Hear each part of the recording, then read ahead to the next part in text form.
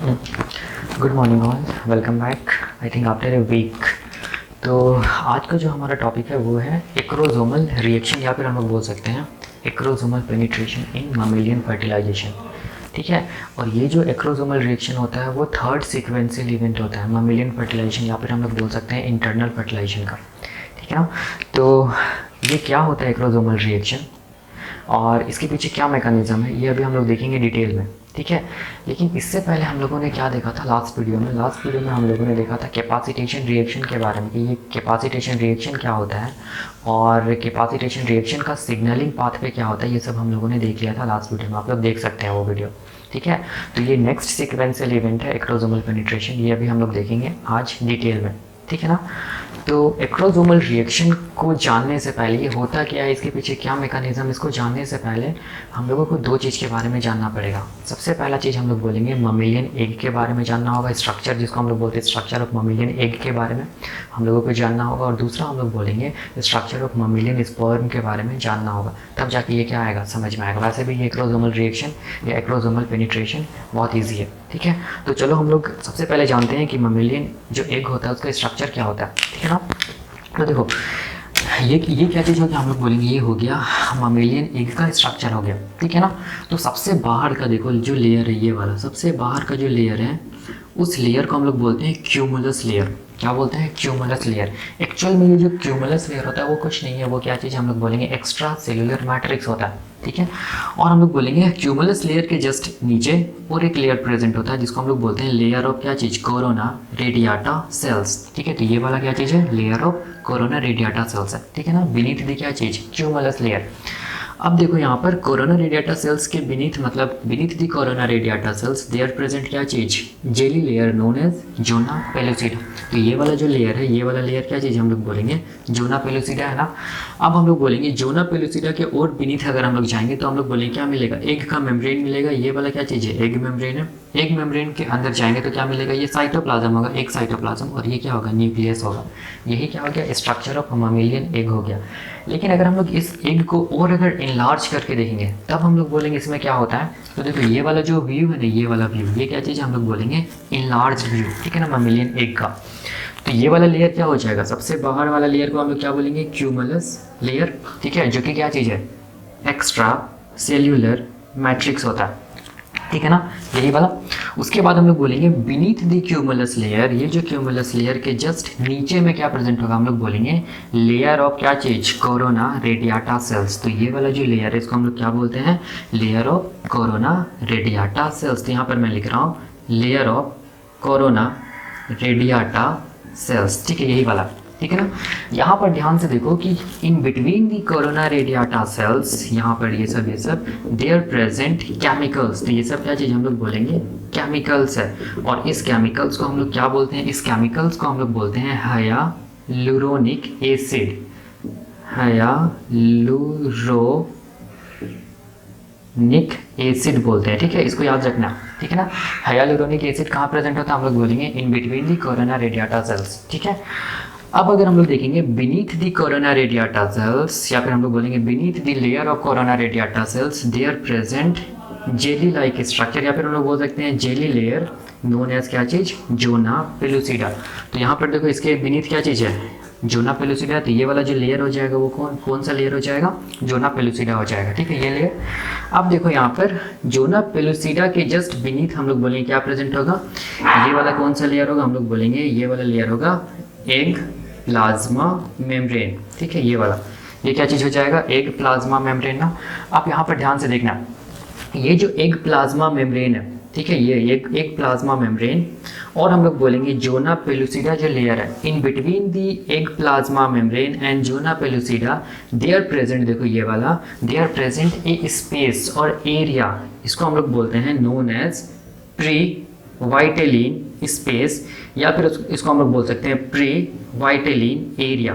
Pre vitelline area या pre vitelline space कहाँ present होता है, हम लोग बोलेंगे इन बिटवीन दी क्या चीज, जोना पेलुसिडा एंड हम लोग बोलेंगे एग प्लाज्मा मेम्ब्रेन। अब एग प्लाज्मा मेम्ब्रेन के अंदर क्या होगा, हम लोग बोलेंगे साइटोप्लाज्म होगा, और क्या होगा, हम लोग बोलेंगे न्यूक्लियस होगा।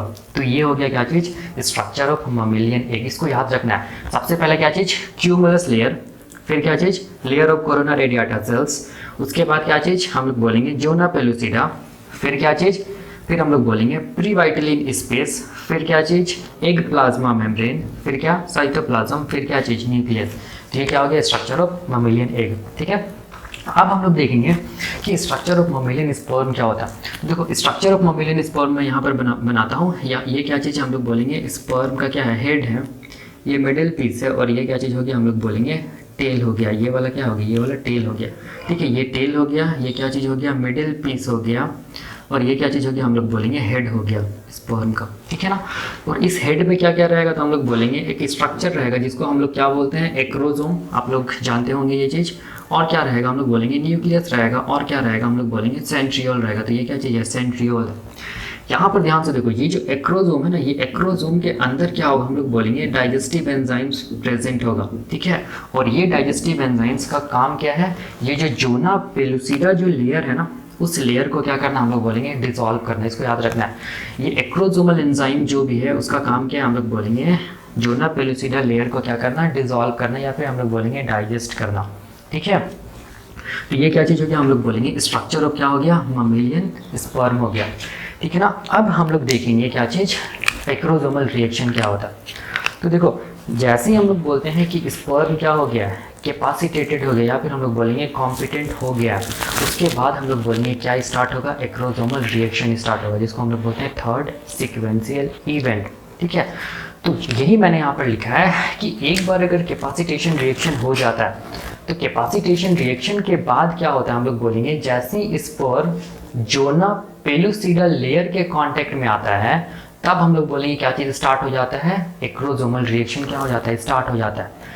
और इस एक्रोजोमल रिएक्शन में क्या होगा तो हम लोग बोलेंगे जो भी एक्रोजोमल एंजाइम्स है वो बाहर आएगा, जिसको हम लोग क्या बोलेंगे एक्सोसाइटोसिस ऑफ एक्रोजोमल एंजाइम्स, ताकि वो क्या कर सके हम लोग बोलेंगे ये जो जोना पेलुसिडा का जो लेयर है उसको क्या कर सके डिसॉल्व कर सके, जिससे हम लोग बोलेंगे स्पर्म को क्या मिल सके एक पाथवे मिल सके, इसको फ्यूज करने के लिए हम लोग बोलेंगे एग के न्यूक्लियस को फ्यूज करने के लिए, तब जाके हम लोग बोलेंगे क्या हुआ है, तब जाके हम लोग बोलेंगे फर्टिलाइजेशन हुआ है। तो ये कंप्लीट इवेंट को हम लोग क्या बोलते हैं, ये कंप्लीट इवेंट को हम लोग बोलते हैं एक्रोजोमल रिएक्शन इन मैमल्स।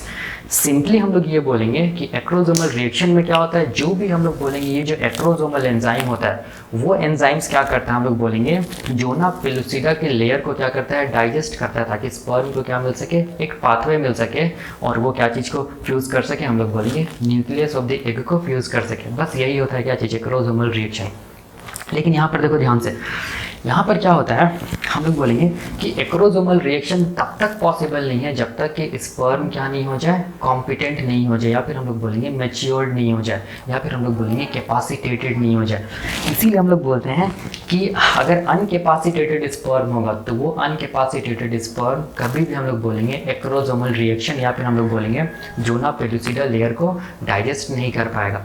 ठीक है, क्यों नहीं कर पाएगा ये भी हम लोग देखेंगे। तो देखो यहाँ पर होता क्या है, यहाँ पर क्या होता है देखो एक्रोजोमल रिएक्शन कब स्टार्ट होगा हम लोग बोलेंगे जब स्पर्म किसके कांटेक्ट में आएगा, ये जोना पेलुसिडा वाला लेयर के कांटेक्ट में आएगा तभी स्टार्ट होगा एक्रोजोमल रिएक्शन।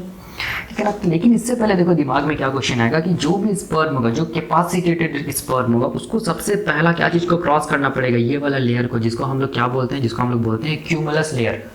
दूसरा इसको कौन सा लेयर को क्रॉस करना पड़ेगा, हम लोग बोलेंगे लेयर ऑफ क्या चीज़ कोरोना रेडिएटा सेल्स। तब जाके हम लोग बोलेंगे जो कॉम्पिटेंट स्पर्म होता है वो किसके कांटेक्ट में आता है, किसके कांटेक्ट में आएगा, हम लोग बोलेंगे जोना पेलुसिडा। तब जाके हम लोग बोलेंगे एक्रोजोमल रिएक्शन होगा। अनटिल एंड अनलेस हम लोग बोलेंगे ये दोनों लेयर डाइजेस्ट नहीं होगा तब तक हम लोग बोलेंगे एक्रोजोमल रिएक्शन पॉसिबल नहीं है। ठीक है, तो क्वेश्चन आता है कैसे करके स्पर्म क्या करेगा, ये दोनों लेयर मतलब कौन सा लेयर क्यूमुलस लेयर और layer of corona radiata cells को क्रॉस करता है, तो ये भी हम लोग देखेंगे। और ये जो एग है ममेलियन एग, ये कहाँ पर प्रेजेंट है, ampulla of the fallopian tube, ये हम लोग जानते हैं। ठीक है, तो देखो अगर मान लो कि स्पर्म जो भी स्पर्म था वो हम लोग बोलेंगे अभी तक अनकैपेसिटेटेड था, या फिर हम लोग बोल सकते हैं ये स्पर्म अभी स्पर्म में क्या नहीं हुआ है कैपेसिटेशन रिएक्शन नहीं हुआ है। ठीक है ना, लेकिन जैसे ही हम लोग बोलेंगे ये जो अनकैपेसिटेटेड स्पर्म है उसमें क्या हो जाता है कैपेसिटेटेड रिएक्शन स्टार्ट हो जाता है, तो हम लोग बोलेंगे ऐसे स्पर्म को हम लोग क्या बोलेंगे कैपेसिटेटेड स्पर्म, या फिर हम लोग क्या बोलेंगे कॉम्पिटेंट स्पर्म। या फिर हम लोग क्या बोलेंगे इसको, मैच्योर्ड स्पर्म। ठीक है, क्या सिग्नलिंग पाथवे हुआ था कैपेसिटेशन रिएक्शन के टाइम पे, वो हम लोगों ने देखा था लास्ट वीडियो में, वो आप लोग देख सकते हैं। क्या फिजियोलॉजिकल चेंजेस हुआ था अनकैपेसिटेटेड स्पर्म के अंदर, जिसके कारण क्या हो गया था, कैपेसिटेटेड स्पर्म हो गया था, वो हम लोगों ने देखा था लास्ट वीडियो में, वो आप लोग देख लीजिएगा। तो यहाँ पर क्या है, ये अनकैपेसिटेटेड स्पर्म है ना, आफ्टर कैपेसिटेशन रिएक्शन के बाद ये जो स्पर्म बना उसको हम लोग क्या बोलेंगे, कैपेसिटेटेड स्पर्म या कॉम्पिटेंट स्पर्म। तो ये जो कॉम्पिटेंट स्पर्म होता है इसमें हम लोग बोलेंगे क्या होता है, फिजियोलॉजिकल चेंजेस होता है। और ऐसा स्पर्म को हम लोग क्या बोलते हैं, हाइपर एक्टिव, या फिर हम लोग बोलते हैं हाइपर मोटाइल स्पर्म। इसका मतलब ये स्पर्म के पास क्या चीज़ है, ये जो कॉम्पिटेंट स्पर्म है इस स्पर्म के पास बहुत ज़्यादा क्या चीज़ है, वेलोसिटी है, क्योंकि ये क्या हो गया, हाइपर एक्टिव है, या फिर हम लोग बोलेंगे हाइपर मोटाइल है। क्योंकि बहुत ज़्यादा वेलोसिटी होता है तो वही वेलोसिटी सफिशिएंट होता है कि इसकी ये स्पर्म क्या कर जाए, ये जो लेयर है, कौन सा लेयर, ये वाला लेयर को हम लोग क्या बोलेंगे, क्यूमुलस लेयर, उस क्यूमुलस लेयर को क्या कर जाए, हम लोग बोलेंगे क्रॉस कर जाए। ठीक है, ये स्पर्म तो क्यूमुलस लेयर को कैसे करें, क्रॉस करता है, हम लोग बोलेंगे क्या चीज़, हाइपर मोटिलिटी के कारण, जिस मतलब या फिर हम लोग बोल सकते हैं हायर वेलोसिटी के कारण। ठीक है, ये क्या चीज़ को क्रॉस कर गया, ये कि कॉम्पिटेंट स्पर्म क्यूमुलस लेयर को क्रॉस कर गया। जैसे ये क्रॉस करा तो ये फिर कौन सा लेयर में आ जाएगा, कौन सा लेयर के कांटेक्ट में आएगा, हम लोग बोलेंगे कोरोना रेडिएटा सेल्स का जो लेयर उसके कांटेक्ट में आएगा।